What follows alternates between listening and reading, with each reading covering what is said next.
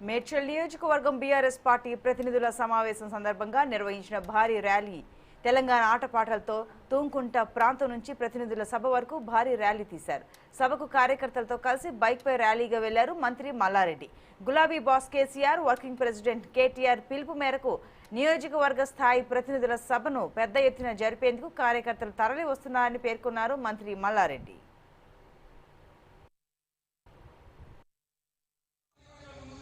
పుట్టినరోజు బీఆర్ఎస్ పార్టీగా పుట్టి బీఆర్ఎస్ పార్టీగా అవతరించి ఈరోజు 23 సంవత్సరాలు కంప్లీట్ అయింది. దీనికి తెలంగాణ రాష్ట్రం అంతా కూడా ప్రతి ఒక్కరు కూడా 60 లక్షల మంది మా పార్టీ ప్రతినిధులు, కార్యకర్తలు, మెంబర్షిప్ ప్రతి ఒక్కరు కూడా మేము ఈ 9 ఏళ్లలో మన సీఎం కేసీఆర్ గారు మనకు మంచిగా అన్ని రకాలు కూడా అభివృద్ధి చేసిండు. దేశంలో ఎక్కడ లేని విధంగా మన తెలంగాణ రాష్ట్రాన్ని ముందుకు తీసుకొచ్చిన ఘనత మన సీఎం కేసీఆర్ అని చెప్పి ప్రతి ఒక్కరు కూడా ఈ ప్లీనరీలో ఒక పండుగ వాతావరణం తీసుకొచ్చారు. ఎందుకంటే ఎక్కడ చూసినా ప్రతి ఊరుకు, ప్రతి గ్రామంలో, ప్రతి వార్డులో, ప్రతి డివిజన్లో ప్రతి ఒక్కరు కూడా నేనున్నానని చెప్పి జెండా పండుగ చేసుకున్నారు.